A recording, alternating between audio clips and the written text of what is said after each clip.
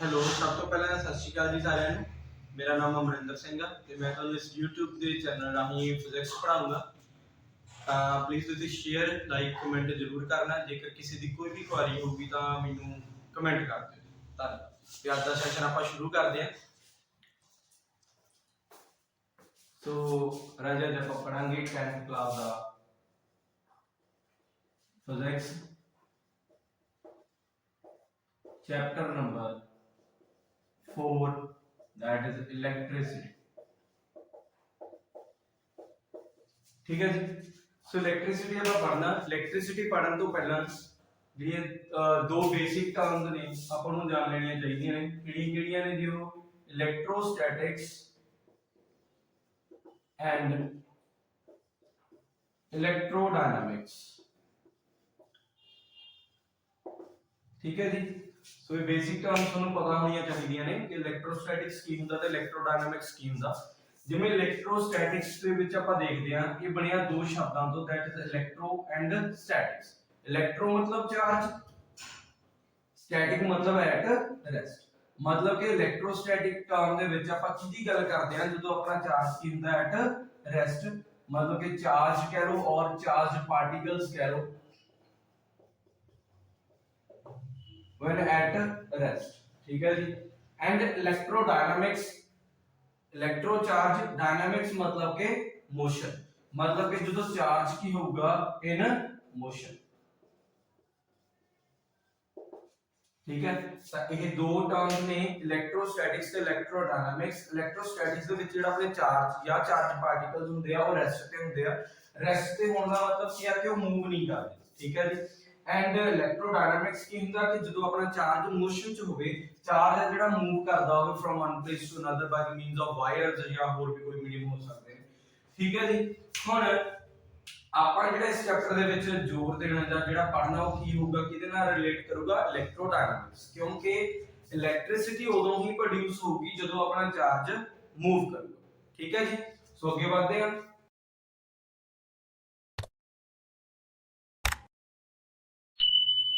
तो दो टर्म्स ही है इलेक्ट्रोस्टैटिक्स ਤੇ ਇਲੈਕਟ੍ਰੋਡਾਇਨਾमिक्स। ਹੁਣ ਇਹਨਾਂ ਦੇ ਬੇਸਿਸ ਤੇ ਤੀਸਰੀ ਟਰਮ ਜਿਹੜਾ ਆਪਣੇ ਚੈਪਟਰ ਦਾ ਨਾਮ ਆ ਇਲੈਕਟ੍ਰਿਸਿਟੀ, ਉਹਦਾ ਮਤਲਬ ਕੀ ਹੈ? ਠੀਕ ਹੈ ਜੀ। ਇਲੈਕਟ੍ਰਿਸਿਟੀ ਨੂੰ ਆਪਾਂ ਬੇਸਿਕਲੀ ਕੀ ਕਹਿੰਦੇ ਆ ਕਿ ਜਿਹੜੀ એનર્ਜੀ ਪ੍ਰੋਡਿਊਸ ਹੁੰਦੀ ਆ ਕਦੋਂ? ਠੀਕ ਹੈ, ਜਦੋਂ ਚਾਰਜ ਕੀ ਕਰੂਗਾ? ਮੂਵ ਕਰੂਗਾ। So energy produced by the movement of charge, ਉਹਨੂੰ ਆਪਾਂ ਕੀ ਕਹਿ ਦਿੰਦੇ ਆ? ਇਲੈਕਟ੍ਰਿਸਿਟੀ ਕਹਿ ਦਿੰਦੇ ਆ।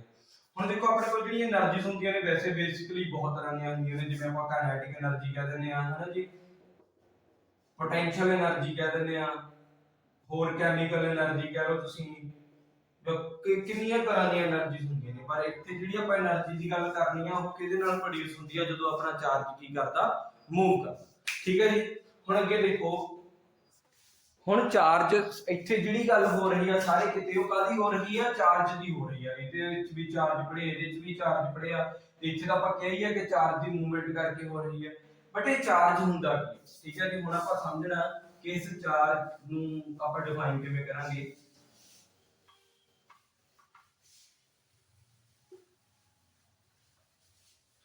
ਸੋ ਬੇਸਿਕਲੀ ਚਾਰਜ ਕਿੰਨੇ ਤਰ੍ਹਾਂ ਦਾ ਹੁੰਦਾ?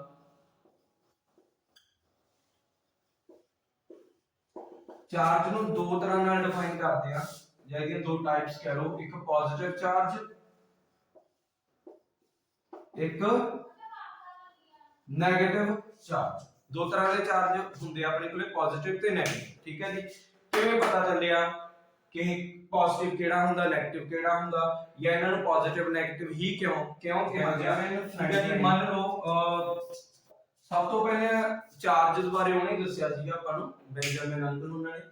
ਠੀਕ ਹੈ। ਉਹ ਕੀ ਕਹਿੰਦੇ ਸੀਗੇ ਕਿ ਸਾਡੇ ਕੋਲ ਦੋ ਤਰ੍ਹਾਂ ਦੇ ਲਿਕੁਇਡ ਹੁੰਦੇ ਆ, ਇੱਕ ਲਿਕੁਇਡ ਪੋਜ਼ਿਟਿਵ ਚਾਰਜ ਮਤਲਬ ਪੋਜ਼ਿਟਿਵ ਕਰੈਕਟਰ ਸ਼ੋ ਕਰਦੇ ਹੁੰਦੇ ਆ ਨਾ, ਦੂਸਰਾ ਨੈਗੇਟਿਵ।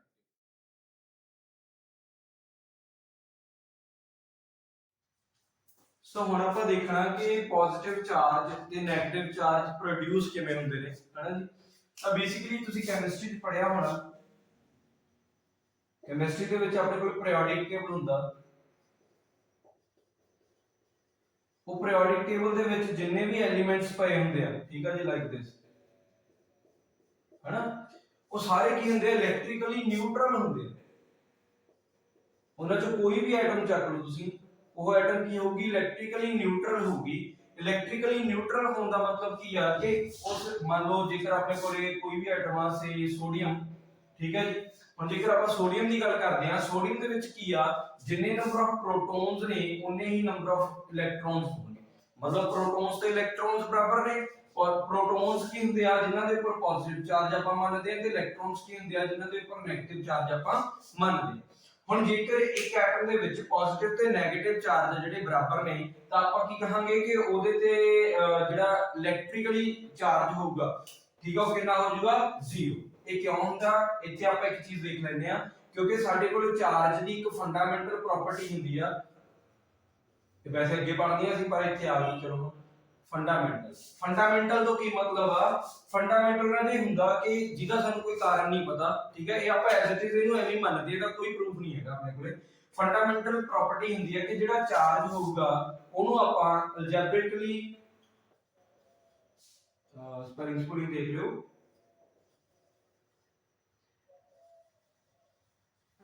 ਐਡ ਕਰਿਆ ਕਰਾਂਗੇ। ਮਤਲਬ ਜਿਹੜਾ ਚਾਰਜ ਆ ਅਲਜੈਬਰਿਕਲੀ ਐਡਡ ਹੁੰਦਾ ਆਪਣੇ ਕੋਲੇ।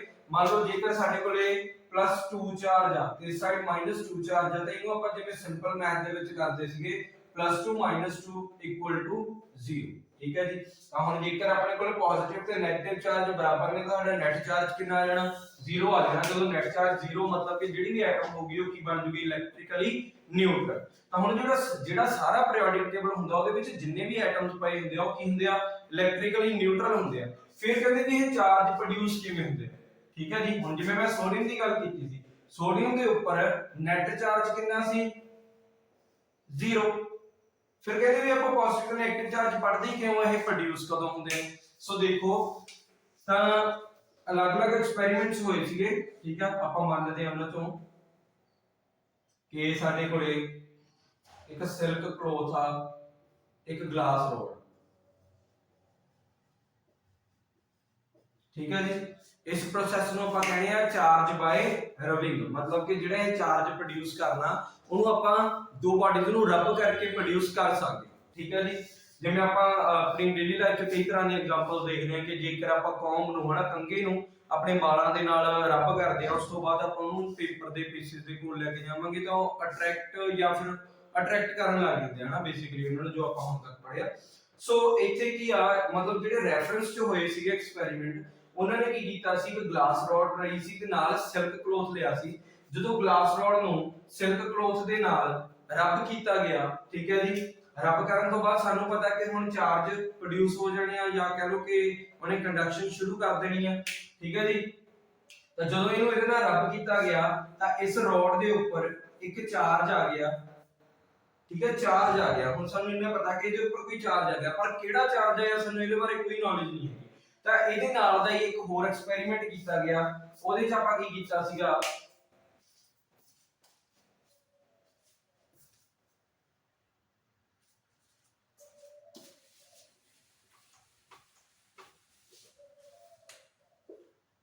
ਵੂਲ ਕਲੋਥ ਲਿਆ ਗਿਆ, ਨਾਲ ਇੱਕ ਪਲਾਸਟਿਕ ਦੀ ਰੋਡ ਲਈ ਗਈ।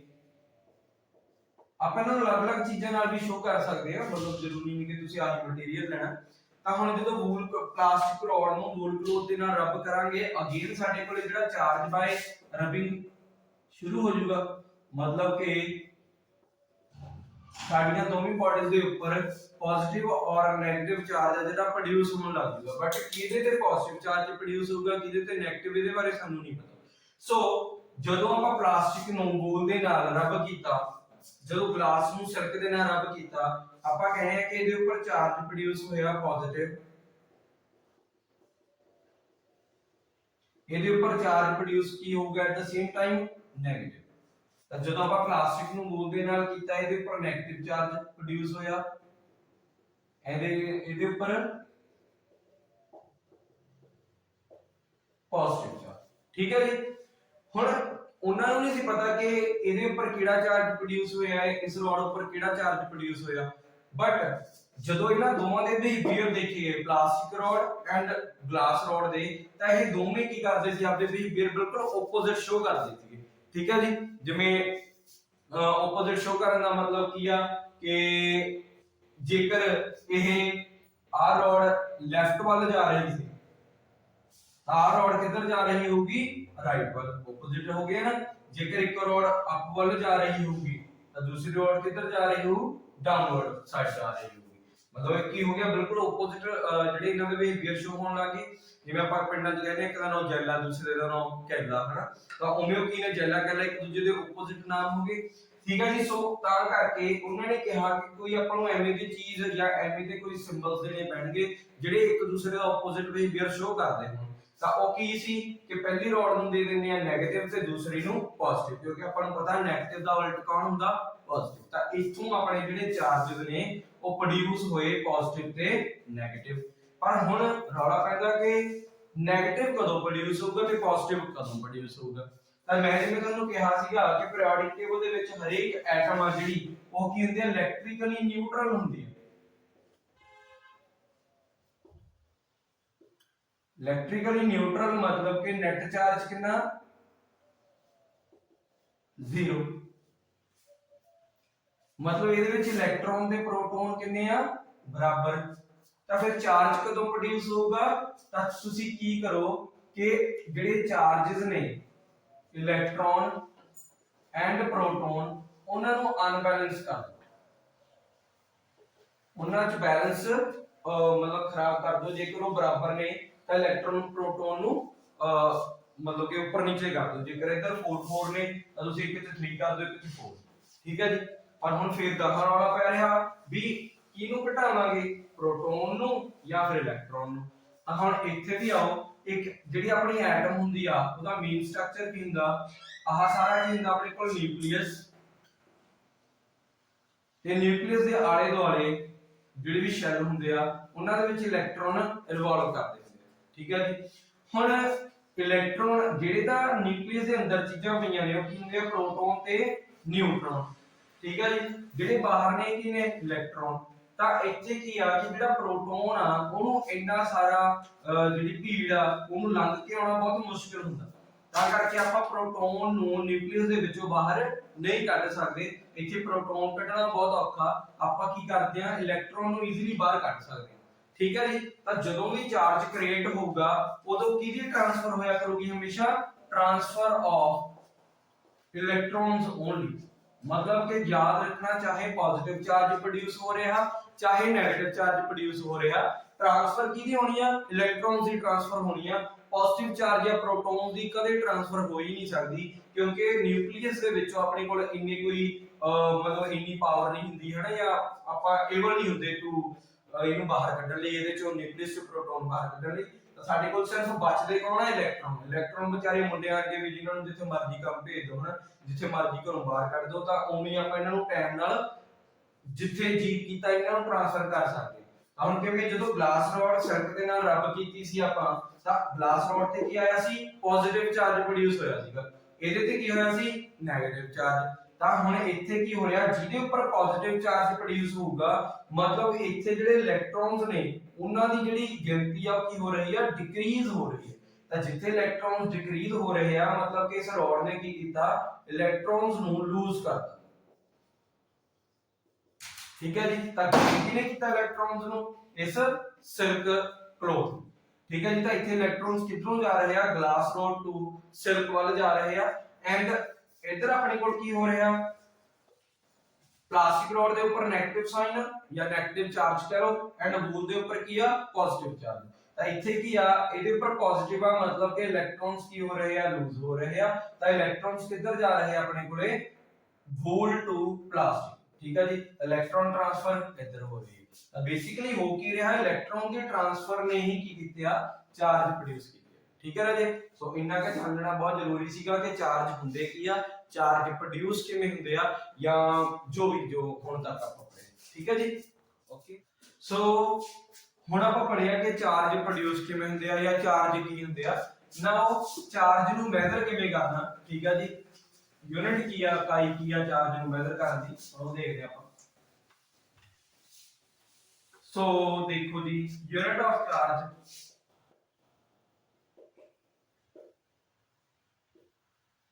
ਹੁੰਦੀ ਆਪਣੇ ਕੋਲ ਕੂਲਮ ठीक है ਜਿਹਨੂੰ ਲਿਖਾਂਗੇ ਆਪਾਂ ਕੈਪੀਟਲ C ਦੇ ਨਾਲ ਠੀਕ ਹੈ ਤੇ ਇੱਕ ਪਾਰਟੀਕਲ ਦੇ ਉੱਪਰ ਚਾਹੇ ਇਧਰ ਇਲੈਕਟ੍ਰੋਨ ਹੋਵੇ ਜਾਂ ਪ੍ਰੋਟੋਨ ਹੋਵੇ ਚਾਰਜ ਦੀ ਵੈਲਿਊ ਕਿੰਨੀ ਹੁੰਦੀ ਆ ਸੋ ਆਪਾਂ ਦੇਖਦੇ ਹਾਂ ਚਾਰਜ ਔਨ ਇਲੈਕਟ੍ਰੋਨ ਆਪਣੇ ਕੋਲ ਹੁੰਦਾ ਜੀ -1.6 into 10 raised to the power -19 coulomb ਠੀਕ ਹੈ ਜੀ 네ਗੇਟਿਵ ਇੱਥੇ ਕਿਉਂ ਲਗਾਇਆ ਕਿਉਂਕਿ ਗੱਲ ਕਿਹਦੀ ਹੋ ਰਹੀ ਆ ਇਲੈਕਟ੍ਰੋਨ ਤੇ ਇਲੈਕਟ੍ਰੋਨ ਕੀ ਹੁੰਦਾ ਆਪਣੇ ਕੋਲ 네ਗੇਟਿਵ ਪਾਰਟੀਕਲ ਹੁੰਦਾ ਤਾਂ ਕਰਕੇ ਆਪਾਂ ਇੱਥੇ 네ਗੇਟਿਵ ਯੂਜ਼ ਕਰਾਂਗੇ ਐਂਡ ਚਾਰਜ ਔਨ ਪ੍ਰੋਟੋਨ और कितना होगा 1.6 into 10 raised to the power -19 coulomb ਇੱਥੇ ਆਪਣੇ ਕੋਲ ਬੇਸਿਕਲੀ ਆ ਕੀ ਰਿਹਾ ਪੋਜ਼ਿਟਿਵ ਸਾਈਨ ਆ ਰਿਹਾ ਕਿਉਂ ਆ ਰਿਹਾ ਕਿਉਂਕਿ ਜਿਹੜਾ ਪ੍ਰੋਟੋਨ ਹੁੰਦਾ ਉਹ ਕਿੰਨੇ ਕੁ ਪੋਜ਼ਿਟਿਵਲੀ ਚਾਰਜ ਪਾਰਟੀਕਲ ਹੁੰਦਾ ਠੀਕ ਹੈ ਜੀ ਇਹ ਤਾਂ ਹੋ ਗਿਆ ਆਪਣੇ ਕੋਲੇ ਚਾਰਜ ਹੁਣ ਆਪਾਂ ਦੇਖਣਾ ਸਾਨੂੰ ਪਤਾ ਹੈ ਕਿ ਜੇਕਰ ਇਲੈਕਟ੍ਰੋਨ ਦੇ ਉੱਪਰ 네ਗੇਟਿਵ ਚਾਰਜ ਉਨਾ ਹੀ ਤਾਂ ਇੱਥੇ ਕਿੰਨਾ ਹੋਊਗਾ ਪਲੱਸ ਚ ਠੀਕ ਹੈ ਜੀ ਇਹਨੂੰ ਆਪਾਂ ਕਹਿੰਦੇ ਹੁੰਦੇ ਆ 네ਗੇਟਿਵ E ਇਹਨੂੰ ਆਪਾਂ ਲਿਖਦੇ ਹੁੰਦੇ ਆ ਪੋਜ਼ਿਟਿਵ E ਦੇਖੋ ਇਹਨਾਂ ਦੇ ਚਾਰਜ ਦਾ ਬਿਲਕੁਲ ਇਕੁਅਲ ਐਂਡ ਆਪੋਜ਼ਿਟ ਹੁੰਦੇ ਆ ਬਟ ਯਾਦ ਰੱਖਿਓ ਜਿਹੜਾ ਪ੍ਰੋਟੋਨ ਹੁੰਦਾ ਉਹਦਾ ਮਾਸ ਸਲਾਈਟਲੀ ਜ਼ਿਆਦਾ ਹੁੰਦਾ ਇਲੈਕਟ੍ਰੋਨ ਨਾਲੋਂ ਮਾਸ ਦੇ ਵਿੱਚ ਕੋਈ ਇਹਨਾਂ ਦੇ ਕੰਪਰੋਮਾਈਜ਼ ਨਹੀਂ ਕਰਦੇ ਮਾਸ ਇਹਦਾ ਵੱਡਾ ਤੇ ਆਪਦਾ ਮਾਸ ਵੱਡਾ ਹੀ ਰੱਖੂਗਾ ਬਟ ਚਾਰਜ 'ਚ ਕੰਪਰੋਮਾਈਜ਼ ਕਰ ਲੈਂਦੇ ਆ ਚਲੋ ਬਰਾਬਰ ਕਰ ਲੈਂਦੇ ਇੱਕ ਦੂਸਰੇ ਦਾ ਉਲਟ ਹੋ ਜਾਊਗਾ ਠੀਕ ਹੈ ਜੀ ਤਾਂ charge on mass on electron sorry mass of electron ਕਿੰਨਾ ਹੁੰਦਾ ਆਪਣੇ ਕੋਲੇ 9.1 into 10 raised to the power -31 kilogram ठीक है जी and mass of proton 1.67 into 10 raised to the power -27 kg ठीक है जी ਹੁਣ ਦੇਖੋ ਇੱਥੇ ਪ੍ਰੋਟੋਨ ਦਾ ਮਾਸ ਹੁੰਦਾ ਇੰਨਾ ਇਲੈਕਟ੍ਰੋਨ ਦਾ ਹੁੰਦਾ ਇੰਨਾ ਮਾਸ ਤਾਂ ਸਾਨੂੰ ਪਤਾ 네ਗੇਟਿਵ ਦੇ ਵਿੱਚ ਜਿੰਨੀ ਜ਼ਿਆਦਾ ਵੱਡੀ ਵੈਲਿਊ ਹੋਵੇ ਠੀਕ ਹੈ ਜੀ ਉਨੀ ਉਹ ਕੀ ਹੋ ਜਾਂਦੀ ਆ ਛੋਟੀ ਹੋ ਜਾਂਦੀ ਆ ਬੇਸਿਕਲੀ ਕਿਉਂ ਕਿਉਂਕਿ 9.1 ਹੁਣ ਇੱਥੇ ਪਾਵਰ 네ਗੇਟਿਵ ਆ ਇਹਨੂੰ ਨੀਚੇ ਲੈ ਕੇ ਆਵਾਂਗੇ ਕੀ ਹੋ ਜਾਊਗਾ 31 ਠੀਕ ਹੈ ਜੀ ਪੋਜ਼ਿਟਿਵ 31 ਇੱਥੇ ਕੀ ਹੋ ਜਾਊਗਾ 1.67 ਨੀਚੇ ਲੈ ਕੇ ਆਵਾਂਗੇ 10 raised to the power 27 ਤਾਂ ਇਨਵਰਸ ਰਿਲੇਸ਼ਨ ਸ਼ੋ ਕਰਨ ਲੱਗ ਗਿਆ ਮਾਸ ਦੇ ਨਾਲ ਠੀਕ ਹੈ ਜੀ ਜਿੰਨੀ ਪਾਵਰ ਇੱਥੇ ਜ਼ਿਆਦਾ ਹੋਊਗੀ ਉਨਾ ਆਪਣਾ ਮਾਸ ਕੀ ਹੋ ਜਾਊਗਾ ਘੱਟ ਹੋ ਜਾਊਗਾ ਜਿੰਨੀ ਮਾਸ ਇੱਥੇ ਮਤਲਬ ਘੱਟ ਹੋਊਗੀ ਉਨਾ ਮਾਸ ਕੀ ਹੋ ਜਾਊਗਾ ਜ਼ਿਆਦਾ ਤਾਂ ਜਦੋਂ ਆਪਾਂ ਇਹਨਾਂ ਦੋਵਾਂ ਨੂੰ ਰਿਲੇਟ ਕਰਦੇ ਹਾਂ ਕੰਪੇਅਰ ਕਰਦੇ ਹਾਂ इलेक्ट्रॉन के प्रोटॉन्स जो डिनोमिनेटर च की दी वैल्यू ज्यादा 10 raised to the power 31 और 27 31 ठीक है जी ਤਾਂ 31 ਜ਼ਿਆਦਾ ਤਾਂ ਇਨਵਰਸ ਰਿਲੇਸ਼ਨ ਕਿਹਦੇ ਨਾਲ ਹੋਊ ਮਾਸ ਨਾਲ ਜੇਕਰ ਇਹ ਜ਼ਿਆਦਾ ਤਾਂ ਇਹਦਾ ਮਾਸ ਘੱਟ ਹੋਊਗਾ ਤੈਨੂੰ ਪ੍ਰੋਟੋਨ ਠੀਕ ਹੈ ਜੇ ਮਰਜ਼ੀ ਯਾਦ ਰੱਖੋ ਕੋਈ ਉਹ ਨਹੀਂ ਹੈਗਾ ਠੀਕ ਹੈ ਜੀ ਹੁਣ ਇਹ ਸੀਗਾ ਸਾਡਾ ਚਾਰਜ ਨੂੰ ਮੈਜ਼ਰ ਕਿਵੇਂ ਕਰਦੇ ਆ ਕੂਲਮ ਦੇ ਨਾਲ ਉਹਦਾ ਮਾਸ ਕਿੰਨਾ ਹੁੰਦਾ ਤੇ ਯਾਦ ਰੱਖਿਓ ਮਾਸ ਕੋਈ ਕੰਪਰੋਮਾਈਜ਼ ਨਹੀਂ ਮਾਸ ਅਗਲੇ ਦਾ ਆਪਦਾ ਹੁੰਦਾ ਠੀਕ ਹੈ ਜੀ ਜਿੰਨਾ ਕੁ ਖਾਊਗਾ ਉਹਨੂੰ ਦਾ ਮਾਸ ਹੋਊਗਾ ਤਾਂ ਇਲੈਕਟ੍ਰੋਨ ਘੱਟ ਖਾਂਦਾ ਤਾਂ ਉਹਦਾ ਮਾਸ ਕਿਉਂਕਿ ਘੁੰਮਦਾ ਜ਼ਿਆਦਾ ਨਾ ਜਿਹੜਾ ਜੋਗਿੰਗ ਜ਼ਿਆਦਾ ਕਰਦਾ ਉਹਦਾ ਮਾਸ ਆਪਣੇ ਆਪ ਘਟ ਜਾਂਦਾ ਹੈ ਨਾ ਸੋ ਹੁਣ ਆਪਾਂ ਪੜਾਂਗੇ ਫੰਡਾਮੈਂਟਲ ਪ੍ਰੋਪਰਟੀਜ਼ ਆਫ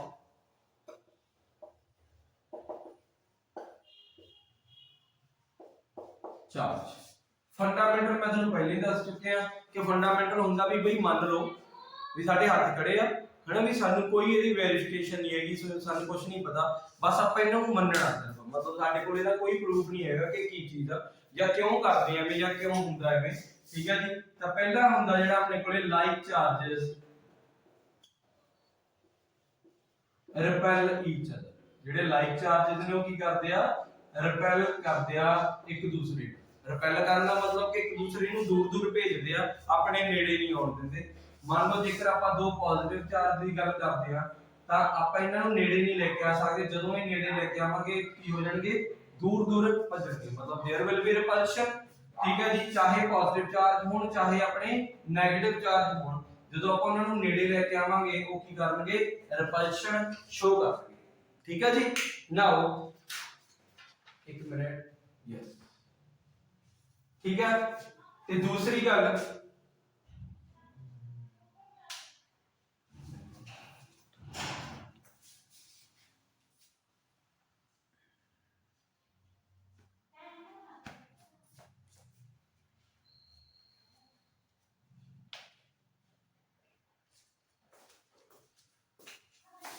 ਤੇ ਦੂਸਰਾ ਆਪਣੇ ਕੋਲ ਕੀ ਆ ਕਿ ਜਿਹੜਾ ਚਾਰਜ ਆ remains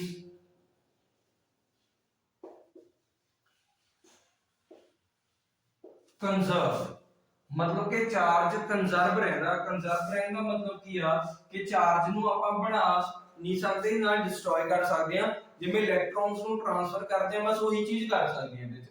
ਤਾਂ ਹੁਣ ਦੇਖੋ ਜੇਕਰ ਮੇਰੇ ਕੋਲ ਦੋ ਚੀਜ਼ਾਂ ਨੇ ਕੋਈ ਵੀ, ਚਲੋ ਮੈਂ ਉਹੀ ਲੈ ਲੈਣਾ ਐਗਜ਼ਾਮਪਲ, ਇੱਕ ਰੋਡ ਹੈ ਇੱਕ ਗਲਾਸ ਆ, ਕੋਈ ਵੀ ਕੱਪੜਾ ਬੂਲ ਲੈ ਲਿਆ ਸਿਰ ਤੇ, ਇਹਦੇ ਇਲੈਕਟ੍ਰੋਨ ਕਿੱਧਰ ਗਏ, ਇਹਦੇ ਕੋਲੇ, ਠੀਕ ਹੈ ਜੀ। ਤਾਂ ਹੁਣ ਪਹਿਲਾਂ ਇਹਦੇ ਕੋਲ ਮੰਨ ਲਓ 4 ਇਲੈਕਟ੍ਰੋਨ ਸੀ, ਇਹਦੇ ਕੋਲ ਸੀਗੇ 5 ਇਲੈਕਟ੍ਰੋਨ, ट्रांसफर तो सानू पता इलेक्ट्रॉन का ही होना, तो इथों मैं 2 इलेक्ट्रॉन इधर भेजते, पीछे कितने रह गए 2 इलेक्ट्रॉन।